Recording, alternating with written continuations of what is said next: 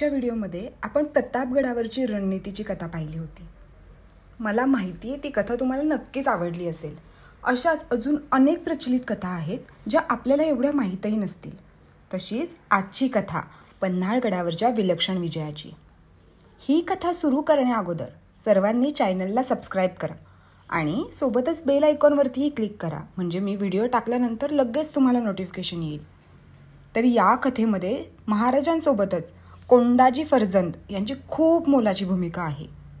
तर ही कथा आहे 1673च्या सुमाराची, जेव्हा पन्हाळगड आदिलशाहीकडे गेला होता। हा किल्ला अत्यंत महत्त्वाचा होता, कारण तो कोल्हापूर आणि दक्षिण महाराष्ट्रावर नियंत्रण ठेवण्यासाठी खूप उपयोगी होता। पन्हाळगड कोल्हापूरमध्ये येतो। शिवाजी महाराजांना हा किल्ला परत मिळवायचा होता, पण थेट हल्ला करणे खूप कठीण होते।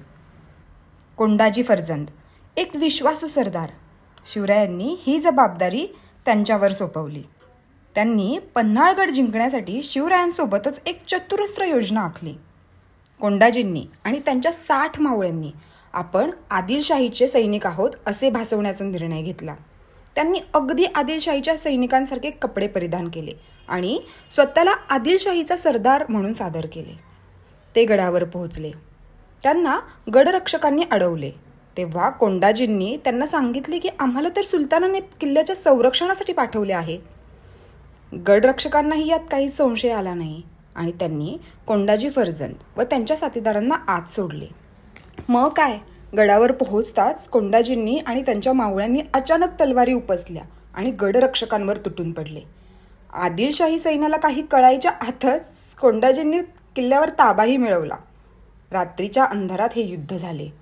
त्यांनी पहिले किल्ल्याचे दार उघडले आणि बाहेर असलेल्या शिवाजी महाराजांना आणि सैन्याला आत घेतले। सकाळ होईपर्यंत पूर्ण किल्ला महाराजांनी व कोंडाजींनी ताब्यातही घेतला होता।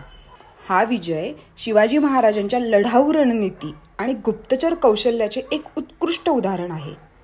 मुघल आणि आदिलशाहीसाठी हा मोठा धक्काच होता, कारण पन्हाळगडाच्या मदतीने महाराजांनी कोल्हापूर व दक्षिणेकडील प्रदेशावर पुन्हा ताबा मिळवला।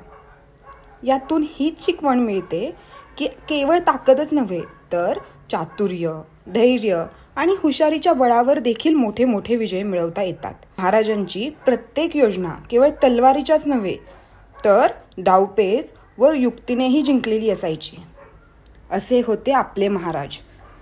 तुम्हाला ही पराक्रम कथा कशी वाटली हे मला कमेंट करून नक्कीच सांगा आणि आपल्या महाराजांची ही शौर्य कथा जास्तीत जास्त लोकांपर्यंत पोहोचवा।